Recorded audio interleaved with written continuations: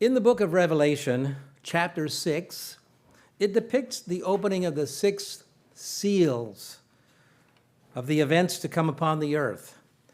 These seals point to the work of Satan the devil.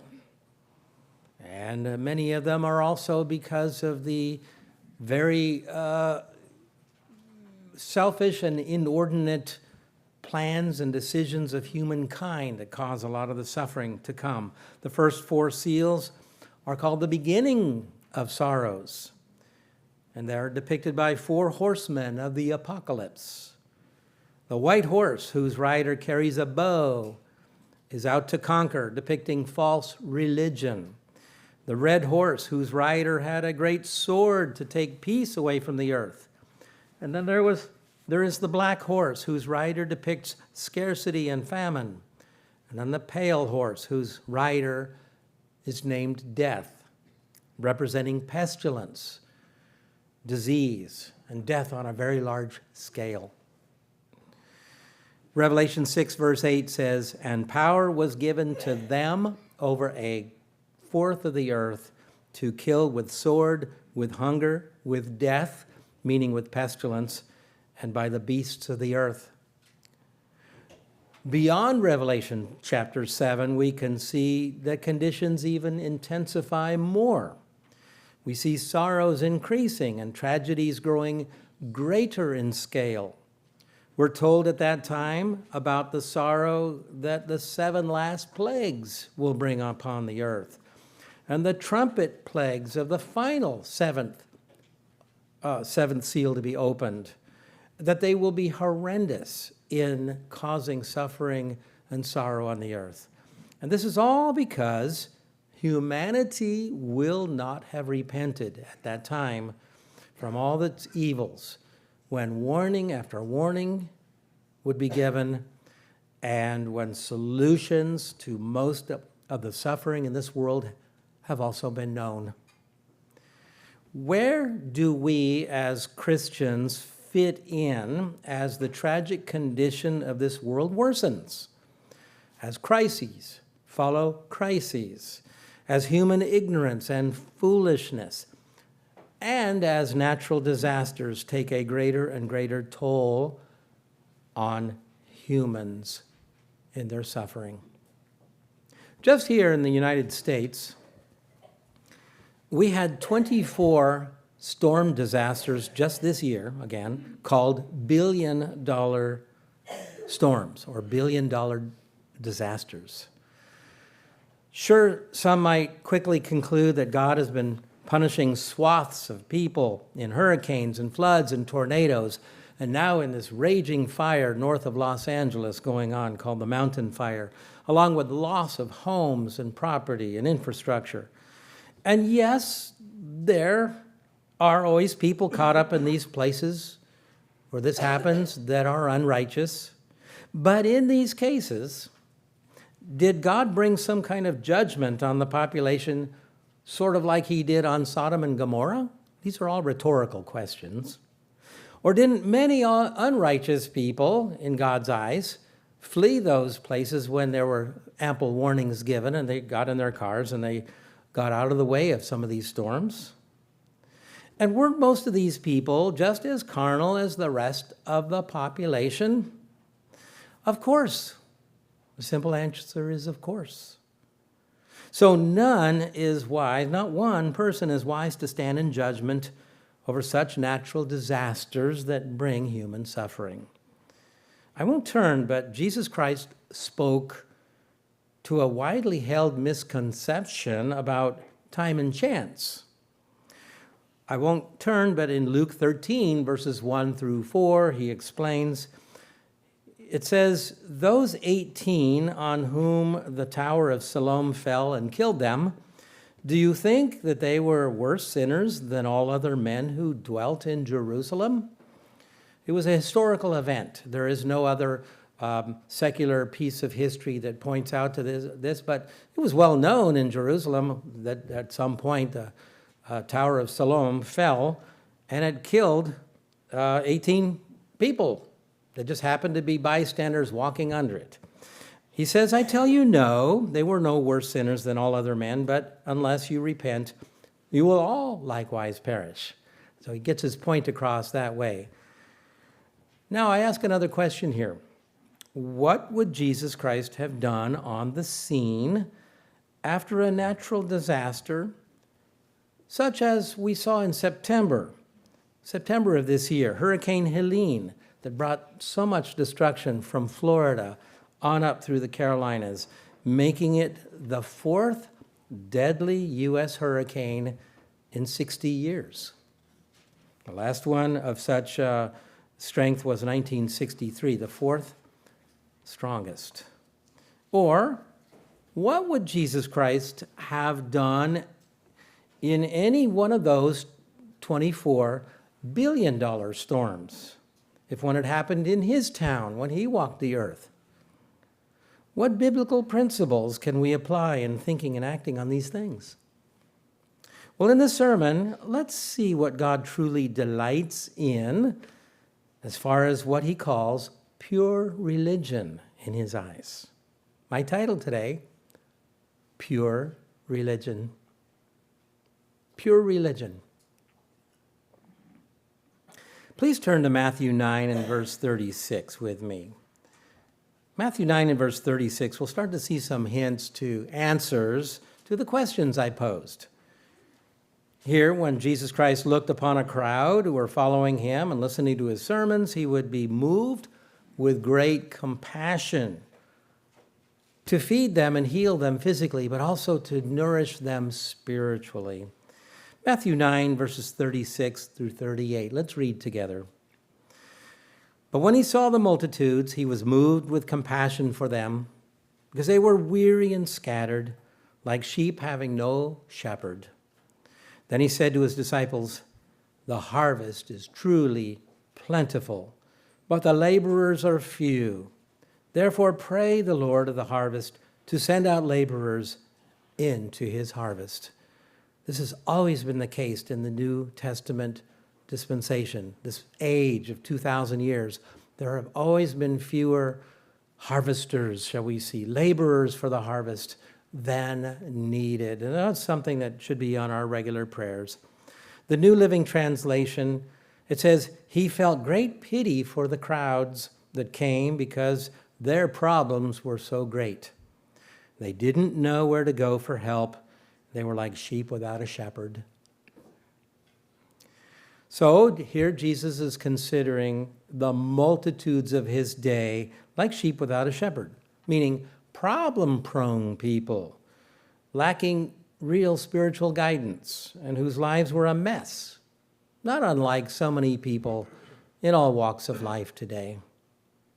And throughout his earthly ministry, we read of Jesus cleansing people of leprosy, casting out demons, of curing them from bodily disorders, healing the blind, the sick, the lame, and the deaf. But he also brought them comfort and hope and encouragement to help them to turn their lives around. Because God wants to see people happy doing things his way. Please come over to Matthew 25, verse 31 with me. Skipping ahead to Matthew 25, verse 31. Now here's a discussion of what God will be looking for when his Son begins the process of judgment on how people lived their lives in this life when they had the knowledge, or whether or not they had the knowledge of the proper way to live. Verses 31 through 34, when the Son of Man comes in his glory, and all the holy angels with him, then he will sit on the throne of his glory. All the nations will be gathered before him, and he will separate them one from another as a shepherd divides his sheep from the goats. Verse 33, and he will set the sheep on his right hand, but the goats on his left. This depicts a process of judgment. Then the king will say to those on his right hand, come, you blessed of my Father, inherit the kingdom prepared for you from the foundation of the world. This is when secret things will be revealed, when hidden things will be exposed to the light. And there is a lot at stake here for you and me. Peter points out in 1 Peter 4, verse 17, that standing before God's judgment seat actually started when we were called. It started in this life for those whom God has called. But we continue, Matthew 25, verses 35 through 36. Jesus Christ goes in depth in this. He says, "For I was hungry, and you gave me food. I was thirsty, and you gave me drink. I was a stranger, and you took me in. I was naked, and you clothed me.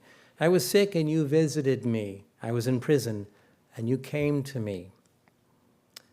Here's a commentary from Barclay's Daily Study Bible on that note, on that passage. This is one of the most vivid parables Jesus ever spoke. And the lesson is crystal clear, that God will judge us in accordance to our meeting human needs. His judgment toward us does not depend on the knowledge we have amassed, or the fame we have acquired, or the fortune we have gained, but on the help that we have given. Of course, that is with the resources we might have and when there is a need to be met. So I continue, verses 37 through 46. We're still in Matthew 25. Verse 37, "Then the righteous will answer him, saying, Lord, when did we see you hungry and feed you, or thirsty and give you a drink? When did we see you a stranger and take you in, or naked and clothe you? When did we see you sick or in prison and come to you?" And the king will answer and say to them, "Assuredly I say to you, as much as you did it to one of the least of these, my brethren, you did it to me." There is a focus on the house of faith here. We'll talk about that passage later, but there is a focus especially on those in the house of faith, people in God's community of believers. Verse 41, "Then he will also say to those on his left hand, Depart from me, you cursed, into the everlasting fire, prepared for the devil and his angels. For I was hungry, and you gave me no food. I was thirsty, and you gave me no drink. I was a stranger, you did not take me in. I was naked, and you did not clothe me, sick and in prison, and you did not visit me." Verse 44, "Then they'll also answer him, saying, Lord, when did we see you hungry or thirsty or a stranger or naked or sick or in prison? And that we did not minister to you." Verse 45, he'll answer them and say, "Assuredly I say, as much as you did not do it to one of the least of these, you did not do it unto me. And these will go away into everlasting punishment, but the righteous will go into eternal life." Very poignant, very contrasting, very strong distinction in the judgment here. Barclay's Daily Study Bible commentary continues. It says, "There are three things about helping others in need that this parable is teaching us. One, it is the help in simple things that Jesus Christ himself points out. Simple things. Giving a hungry person a meal, a thirsty person a drink, welcoming a stranger, clothing someone who's destitute, cheering up the sick, visiting a prisoner. These are things almost anybody can do, almost anyone. They don't depend on a high-level skill set. They're not things that require a technical education or even large sums of money. There are no degrees conferred to be able to do these things. Think about it, how simple those items were that Jesus Christ listed. That's the first thing the parable points out to us. The second thing this parable teaches is that it must be help that is uncalculating. Those who helped in the parable did not think that they were helping Jesus Christ, and so they thought they were gaining points, racking up eternal merits, if you will. They helped because they could not stop themselves. It was in their heart. It was natural. They were compelled to, sort of instinctively, to serve and help others. On the other hand, those who had the attitude of holding back help for the simplest of human needs was, this is again, Barclay's study Bible commentary. Well, if we had known it was you, Jesus Christ, we certainly would have gladly helped. But we only thought it was some common person who, in our eyes, was just not worth helping. You see, this is what comes out of this parable. So there are some people that would help only if they're given praise and thanks and public adulations. But that kind of help is to pander to people's self-esteem. It's not generosity, it's actually disguised selfishness. And we see some of that in the world, that people just want to be praised like the Pharisees did when they did some good deed. They wanted praise from men. The third thing this parable teaches us is that Jesus Christ confronts us with a wonderful, wonderful truth, that all such help given to fellow human beings in need is the same as giving it to Jesus Christ himself. And if any such help is withheld when it's within the power to do so, it's withheld from Jesus Christ. Again, very strong, vivid comparison in the parable. Please hold your place in Matthew. We're going to come back to Matthew later if you have a marker. Let's go over to Luke 10 and verse 25 together. Luke 10 and verse 25.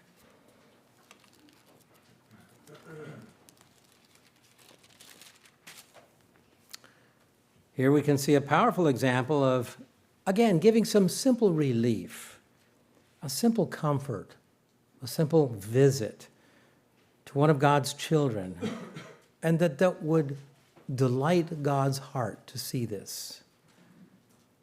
There's a fitting analogy here. Before we read, it says, in our daily lives, if we really wish to delight a parent's heart, and if we really wish to move a parent to gratitude, the best way to do it is to help his child or his children.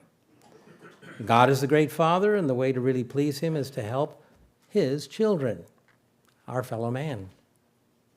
We're in Luke 10. Let's read verse 25 through 29. And behold, a certain lawyer stood up and tested him, saying, Teacher, what should I do to inherit eternal life? Simple question, simple answer. Verse 26, what is written in the law? What's your reading of it? And so the man said, you shall love the Lord your God with all your heart, with all your soul, with all your strength, with all your mind, and love your neighbor as yourself. He said to him, you have answered rightly. Do this and you will live. Meaning, do this and you're on the path, you're on the road to eternal life. Verse 29, but the man took it the next step. He, wanting to justify himself, said to Jesus, and who is my neighbor? So Jesus Christ has this wonderful opportunity now to explain who our neighbor is. Verse 30, Jesus answered and said, a certain man went down from Jerusalem to Jericho and fell among thieves. It's the parable of the Good Samaritan. Who stripped him of his clothing, wounded him, and departed, leaving him half dead. Verse 31, now by chance a certain priest came down that road, and when he saw him, he passed along on the other side of the road. Can you imagine that scene? The priest thinks, oh, I've got better things to do. He looks at his proverbial sundial, and he says, you know what, I've got to really get down to Jerusalem. I've got to go. I've got sacrifices to attend to. I've got ceremonies to perform. I don't have time for this. And then likewise, verse 32, a Levite. He arrives at that same spot. He comes and he looks and he passes by the other side. Here again, a man devoted to the teachings of God and serving God's people. He passes by thinking, maybe I don't want to risk becoming ceremonially unclean by touching this Samaritan. It's not my job. Somebody else should come along and see about this man. I got things to do. Off he goes. Why this is so important is because both of those individuals were, again, to be lights to the people. They were both serving in capacities of teaching God's way of life. And they were, in the parable, the ones who knew better and yet chose to walk away. Verse 33, then came a certain Samaritan. Now pause there for a moment, a little background. The parable becomes even more poignant to his listeners because a Samaritan is introduced into the parable. Now, Samaritans were despised by the Jews. They were looked at as a population of a mixture of Gentiles and Israelites that migrated into the northern territory of Israel, just north of Jerusalem. And that mixture began during Babylonian times, many hundreds of years earlier. They brought their pagan belief systems, and they mixed them in with biblical truths. They had half-truths. The Jews wanted no interactions whatsoever with Samaritans. And the Jews, when they traveled between Nazareth and Jerusalem, they took the long circuit around. Could have been so much easier to just go straight through Samaria. No, they would go the long detour around to avoid any kind of interfacing with Samaritans. Well, let's continue, verses 33 through 35.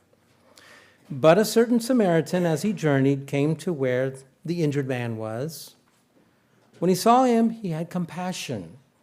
So he went to him, and he bandaged his wounds, pouring on oil and wine, and he set him on his own animal, and he brought him to an inn and took care of him.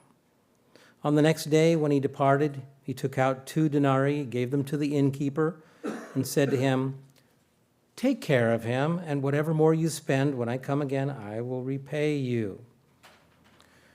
End of that story. Jesus now, in verse 36, asks the lawyer, so which of these 3 do you think was the neighbor to him who fell among the thieves? And he said, he who showed mercy on him. Jesus simply said, go and do likewise. Very powerful story. The teaching is so simple, yet it's sadly overlooked by much of Christianity today. And it answers the original question, though, what must I do to enter eternal life? In verse 25. So once again, God doesn't care how much technical knowledge we have, what kind of status we have, or the amount of wealth we have, what we think about ourselves. He cares about what we do for others who are in true need. I read an article this week, and I debated back and forth for a few days on whether to share it, but it's coming on a 20-year anniversary of a major cataclysmic natural disaster. And the article went on to point out how governments and humanitarian organizations and individuals around the world came to the aid, which took several years to try to rebuild what was lost. And they also, many people went to bring comfort and restore and rebuild again what was lost in what was the deadliest natural disaster in human history. Some of you might already be thinking about it. 20 years ago next month, December 26th, 2004. This is when thousands of Europeans and American tourists had flocked to the tropical paradise beaches of Thailand, Sri Lanka, and Indonesia to escape the winter chill. At 7:59 a.m., there was a 9.1 magnitude earthquake deep below the ocean, one of the largest ever recorded. There was a fault in the Indian Ocean, and it was called a megathrust fault. That's where one tectonic plate is sliding up over the top of another. It's called subduction when that happens. And these faults under the ocean where the tectonic plates are all kind of sewn together, if you will, they're the largest faults in the world. They're all deep underwater. The earthquake lasted an unrelented 10 solid minutes, releasing as much pent-up power as several thousand atomic bombs. The quake propelled a massive column of water toward unsuspecting shores that morning, and the people living in the coastal areas were so far away they didn't feel anything from the earthquake, didn't feel a rumbling or the ground shake at all. And also tsunamis were very rare in that part of the world. So there wasn't infrastructure with early warning systems and roads for escape and things like this. They just weren't prevalent enough for these nations to have already set those things up. The city of Banda Aceh on the northern tip of Sumatra was closest to the earthquake's epicenter, and the first waves arrived in just 20 minutes.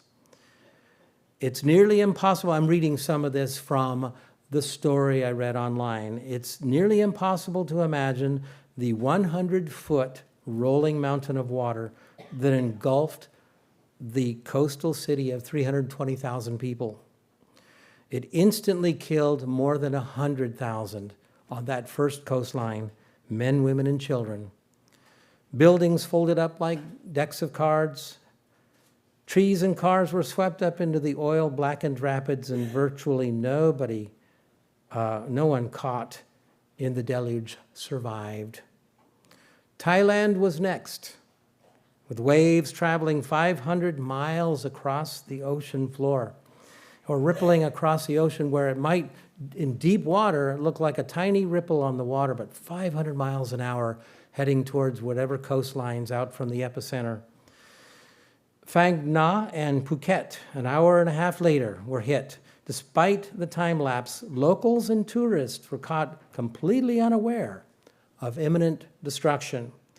Curious beachgoers even wandered out among these strangely receding waves. Waves would go deeper, deeper out into the ocean, and people would say, wow, I can go pick up some seashells. Why is the water receding so far back? They didn't know. They didn't understand. What would happen next? They'd be chased down by a churning wall of water. The death toll in Thailand was nearly 5,400, including 2,000 foreign tourists. An hour later, on the opposite side of the Indian Ocean, the waves struck the southeast corner of India, pushing debris-choked water kilometers inland, miles inland, and killing more than 10,000 people.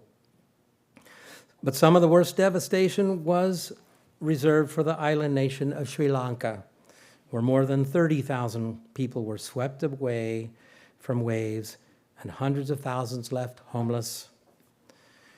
As proof of the record-breaking strength of the tsunami, the last victims perished nearly 8 hours later when swelling seas and rogue waves caught swimmers by surprise in South Africa, 5,000 miles away from the quake's epicenter. Altogether, the tsunami took a staggering 230,000 lives in a matter of hours, and it left 2 million people homeless, making it, again, the deadliest natural disaster in human recorded history. Now, why did I bring that up? It makes me think that there are still other catastrophic natural disasters that will happen in our lifetime before Christ's return. Many of these are, well, they're just pointed out in prophecy in the Bible.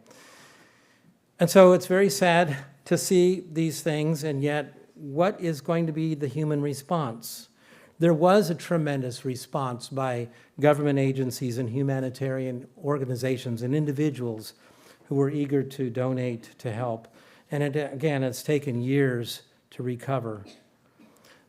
The point being, when there is human suffering and where there are people that have the ability, the resources to bring basic relief to people, we can learn from examples from the Good Samaritan. Please turn with me now to 1 Peter 2 and verse 11.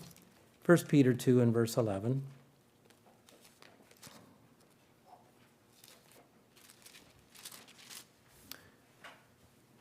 We can see here that the kind deeds of others can be felt for a long time in many cases.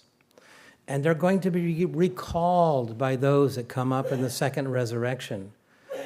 God will also recall how much impact kind deeds of a Christian had on poor and helpless people, even when that person or individuals are filled with their own troubles, live the wrong way of life, and don't know better in this life. God is still watching. 1 Peter 2, verses 11 and 12, "Beloved, I beg you, as sojourners and pilgrims, abstain from fleshly lusts which war against the soul, having your conduct honorable among the Gentiles, that when they speak evil of you as evildoers, they may, by your good works, which they observe, glorify God in the day of visitation." That's in the day of their judgment, when they remember these things, when they come back with a recollection of some of the kind deeds that they were met with in this life. Skipping to chapter 4, 1 Peter 4, verse 7. 1 Peter 4, verse 7 through 11. "But the end of all things is at hand." There were a number of passages in the New Testament toward the latter years of the early church, when the apostles were still alive, when they still really did expect Christ to return in their lifetime. And so you see these comments like this. "But the end of all things is at hand. Therefore, be serious and watchful in your prayers. And above all things, have fervent love for one another. For love will cover a multitude of sins." Proverbs 10, verse 12. "Be hospitable to one another without grumbling. As each one has received a gift, minister it to one another as good stewards of the manifold grace of God." And then he goes into some of the gifts in the church that God has bestowed on his people. "If anyone speaks, let him speak as the oracles of God. If anyone ministers or serves others, let him do it with the ability which God provides, that in all things God may be glorified through Jesus Christ, to whom belong the glory and the dominion forever and ever. Amen." Once again, for those whom God has called, he has given each one a gift or gifts to be used for the building up of others. I won't turn, but Galatians 6, verse 10. Galatians 6, verse 10 says, "Therefore, as we have opportunity, let us do good to all, especially to those who are of the household of faith." The NIV translation says, "especially to those who belong to the family of believers."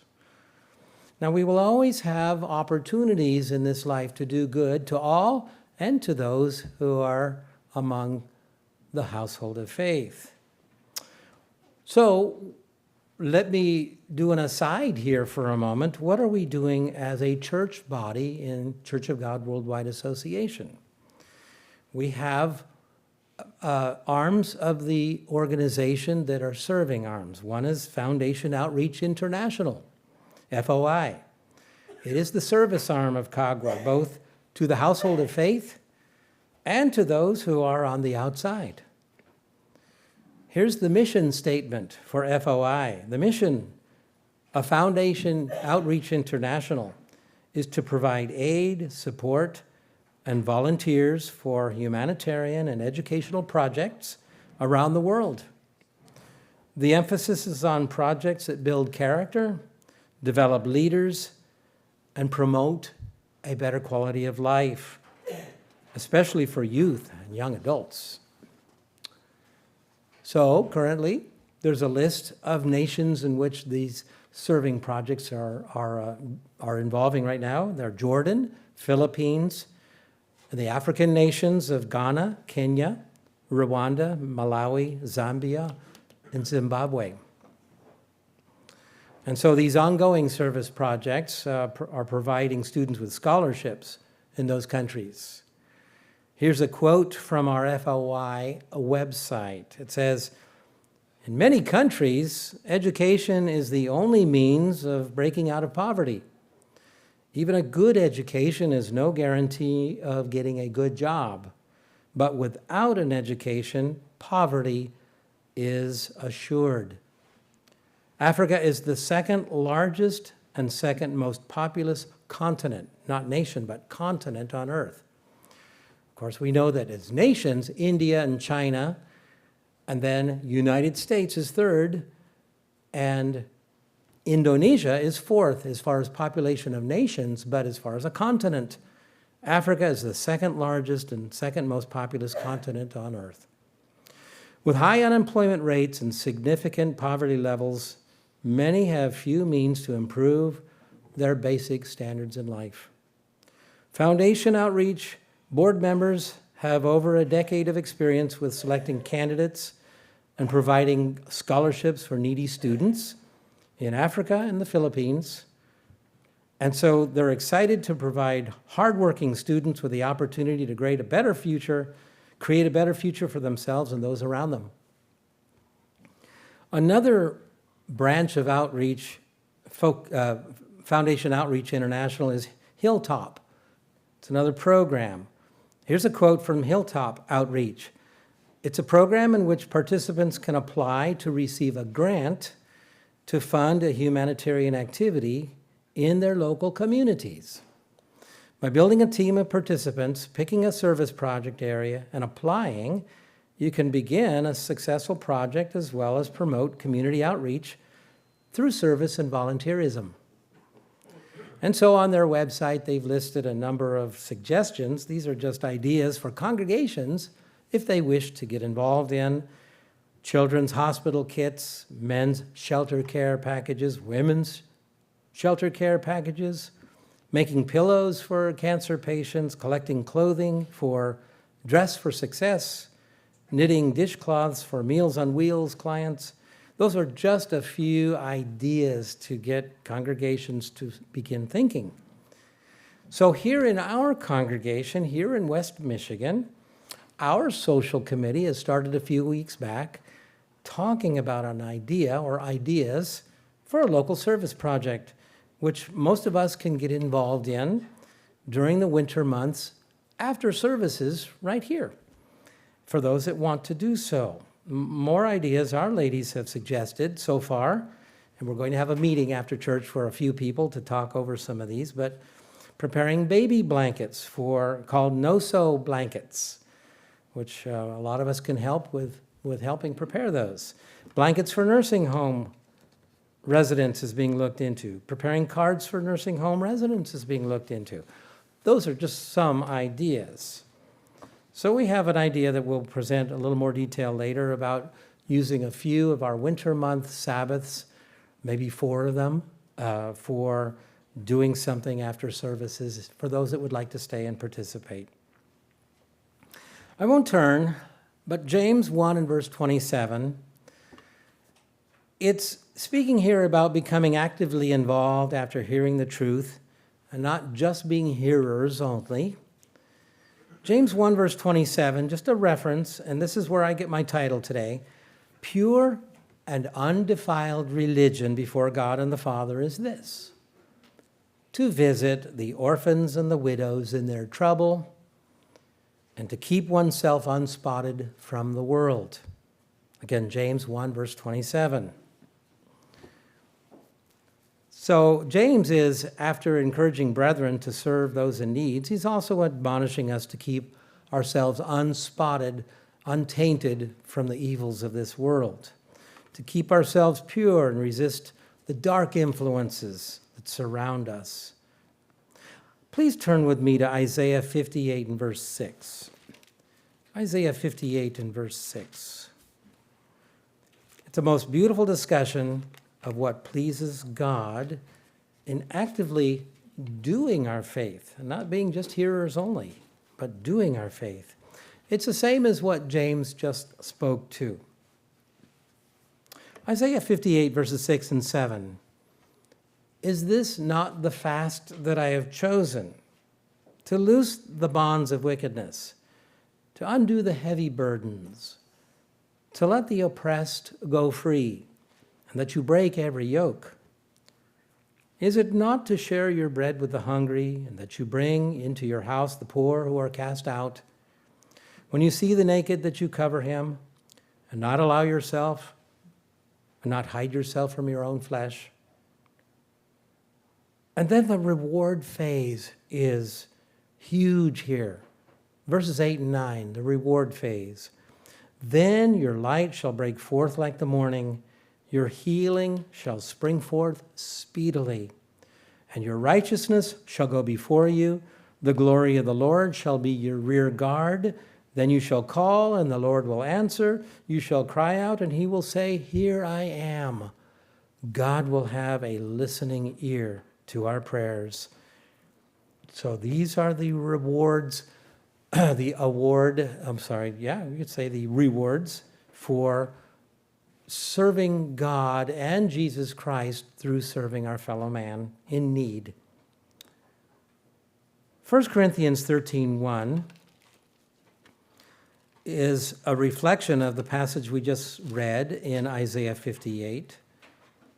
If you'd like to turn, you can join me in 1 Corinthians 13 and verse 1. Many of you will recognize that 1 Corinthians 13 is commonly known as, or often known as, the love chapter of Paul. Let's read together verses 1 through 3. Paul is saying, though I might speak with the tongues of men and angels, but if I don't have love, I have become sounding brass or a clanging cymbal. And though I have the gift of prophecy, and I understand all mysteries and all knowledge, and though I have all faith, so that I could remove mountains, but if I don't have love, I'm nothing.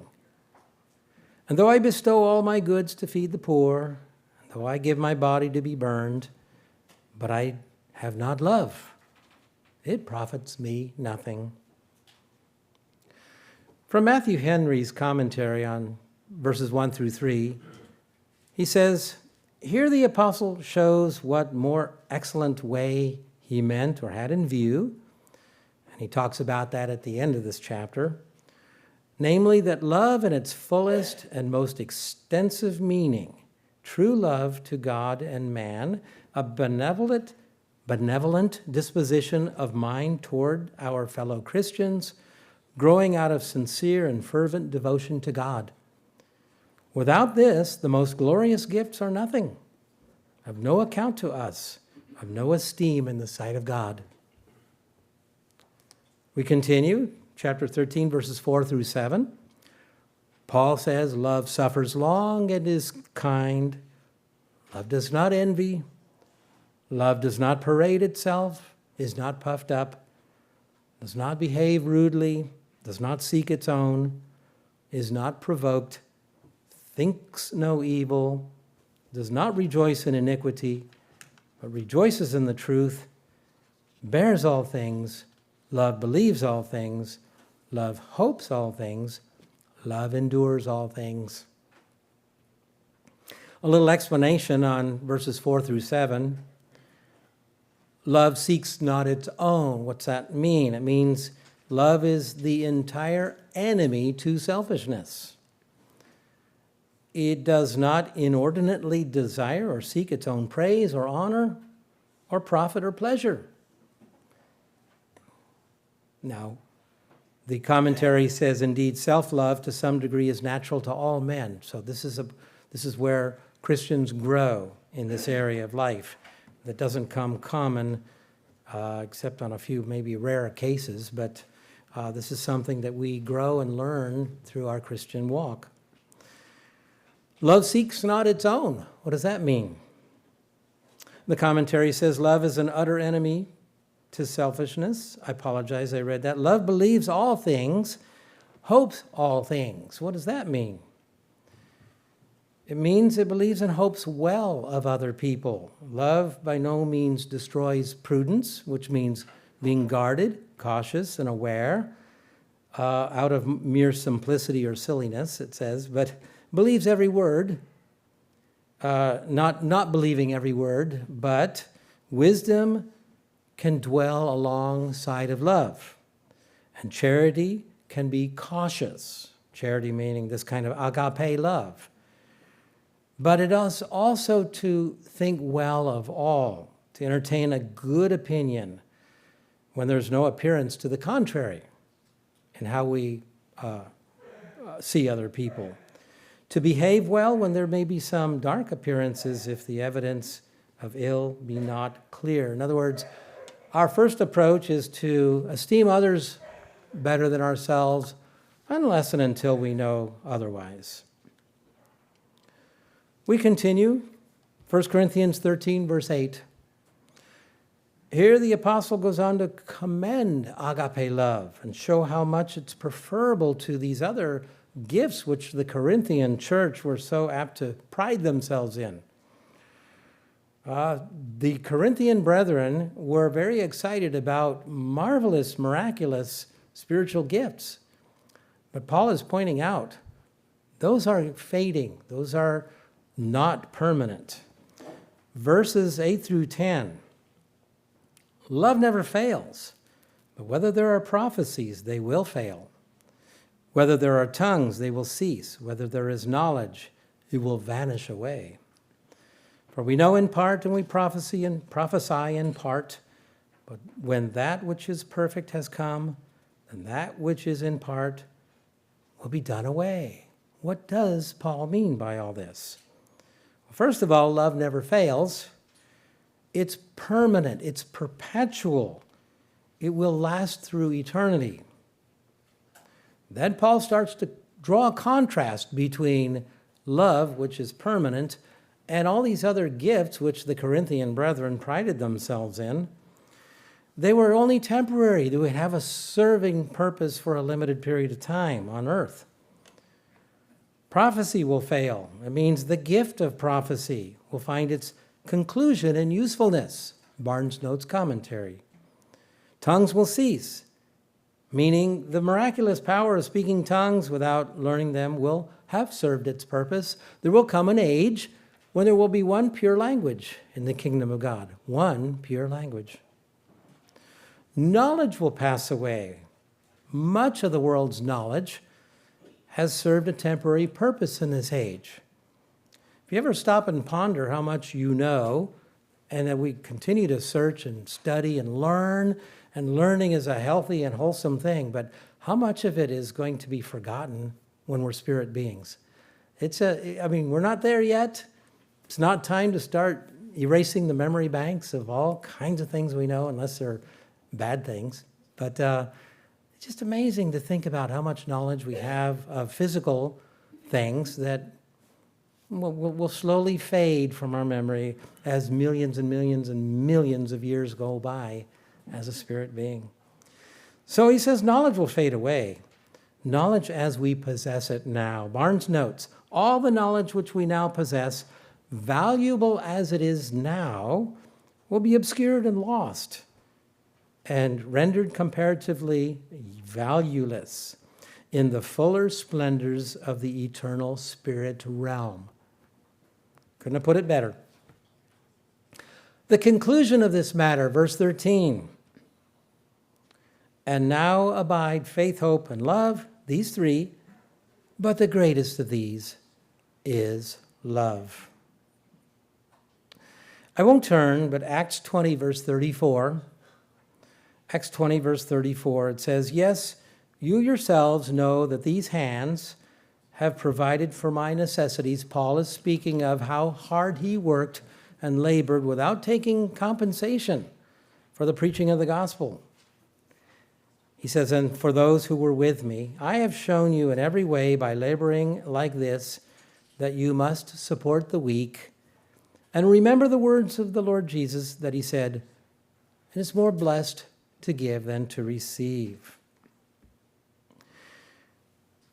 There was an article in Life, Hope, and Truth, there is an article dated from 2016 by our minister, Mr. David Trabig. He's written quite a number of articles since the start of the posting on Life, Hope, and Truth. Well, one of them that he wrote is called Lessons I Learned from My Parents.